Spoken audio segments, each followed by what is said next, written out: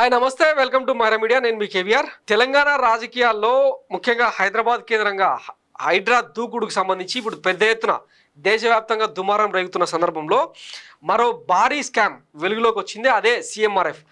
గత 10 ఏళ్లలో అంటే కేసీఆర్ సర్కార్ హయాంలో సీఎంఆర్ఎఫ్ పేరుతో కొన్ని వందల వేలాది బిల్లులు, అంటే రోగి లేడు, రోగం లేదు, ట్రీట్మెంట్ చేసింది కూడా లేదు, అక్రమంగా బిల్లులు పెట్టి దొబ్బేశారు, నిధులు దొబ్బేశారని చెప్పి ఒక పెద్ద స్కామ్ వెలుగులోకి వచ్చింది.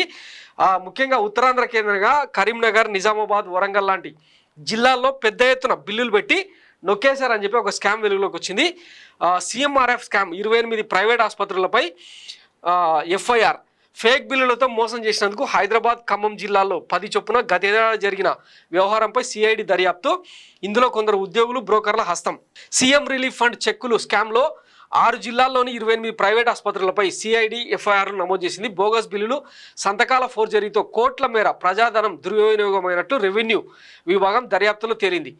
గత ప్రభుత్వ హయాంలో జరిగిన ఈ వ్యవహారం సీఎం రేవంత్ రెడ్డి దృష్టికి వెళ్లడంతో ఆయన సిఐడి దర్యాప్తుకు ఆదేశించారు. ప్రైవేట్ ఆసుపత్రుల యాజమాన్యాలు, కొద్దిమంది ఉద్యోగులు, ప్రైవేటు బ్రోకర్లు కుమ్మక్కై ఈ తతంగానికి పాల్పడినట్లు దర్యాప్తులో తేలింది. చెక్కుల క్లియరెన్స్ సందర్భంగా ఈ వ్యవహారం బయటకు పొక్కడంతో రెవెన్యూ విభాగం సెక్షన్ ఆఫీసర్ డిఎస్ఎన్ మూర్తి ఫిర్యాదు మేరకు సిఐడి అధికారులు ఐపీసీలోని 420, 465, 468, 471 రెడ్ విత్ 511 సెక్షన్ల కింద కేసులు నమోదయ్యాయి. 28 ఆసుపత్రులు, అనేక ప్రైవేట్ ఆసుపత్రులు సీఎంఆర్ఎఫ్ చెక్కుల క్లియరెన్స్ను పరిశీలించిన తర్వాత వివిధ జిల్లాల్లోని 28 ఆసుపత్రులు ఈ అవకతవకలకు పాల్పడినట్టు నిర్ధారణ అయింది. నకిలీ బిల్లులు సమర్పించడంతో పాటు సంతకాలు ఫోర్జరీ చేసినట్టు దర్యాప్తులో తేలింది.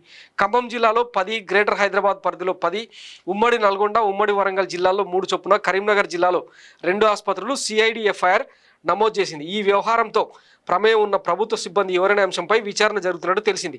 ఇప్పటికే కొద్ది మందిని గుర్తించి వారి సహకారంతో నకిలీ సంతకాలు పెట్టి ప్రైవేట్ ఆసుపత్రులకు బిల్లులు క్లెయిమ్ చేసేందుకు పనిచేసిన పలువురు ఏజెంట్లపైన సిఐడి కేసులు నమోదు చేశారు. ఎవరెవరు ఎంత బిల్లులు క్లెయిమ్ చేశారన్న జాబితా రూపొందించిన పూర్తి వివరాలు బయటకు రాకుండా సిఐడి అధికారులు జాగ్రత్తలు తీసుకుంటున్నారు. సో ఎఫ్ఐఆర్ నమోదైన ఆసుపత్రుల పేర్లు ఇవే అంట.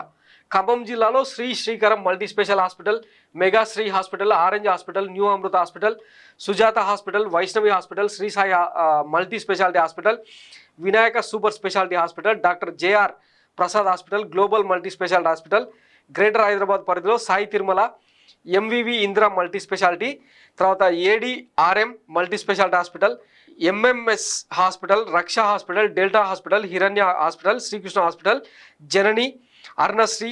నల్గొండ జిల్లాలోనేమో Amma Mahesh multi speciality hospital, నవీన మల్టీ స్పెషాలిటీ హాస్పిటల్, వరంగల్లోనేమో Rohini medicare private limited, Siddhartha hospital, Sri Sanjeevani hospital, Karimnagar జిల్లాలో Saptagiri hospital, Sai maternity surgical hospital. So ఇవి ఆ ఆసుపత్రుల జాబితా అనమాట. వీడికి ఎఫ్ఐఆర్ ఇచ్చిండ్రు. ఎన్ని వందల కోట్లు నొక్కేసిరో ప్రస్తుతానికి అయితే లెక్కలు ఇంకా బయటకు రాలేదు. ఒకవైపు అంటే ఈ స్కామ్ వెలుగు చూడడంతో మాజీ ఆరోగ్య శాఖ మంత్రి హరీష్ రావు పురిటి నొప్పులు అనుభవిస్తున్నట్టు సోషల్ మీడియాలో పెద్ద ఎత్తున ట్రోలింగ్ జరుగుతూ ఉందన్నమాట. అంటే ఎవరికో కడుపు వస్తే ఈయన నొప్పులు భరిస్తూ ఉన్నారని చెప్పి సెటైర్లు వేస్తూ ఉన్నారు అన్నమాట. ఎందుకంటే హరీష్ రావు ప్రమేయం లేకుండా ఒక్క సీఎంఆర్ఎఫ్ చెక్ కూడా బయటకు వచ్చే అవకాశం లేదు. ఎందుకంటే ఆయన ఆర్థిక శాఖ మంత్రి ప్లస్ వైద్య శాఖ మంత్రిగా విధులు నిర్వహించిన నేపథ్యంలో ఇప్పుడు వేళ్ళన్నీ కూడా హరీష్ రావు మీదికి చూపిస్తూ ఉన్నాయన్నమాట.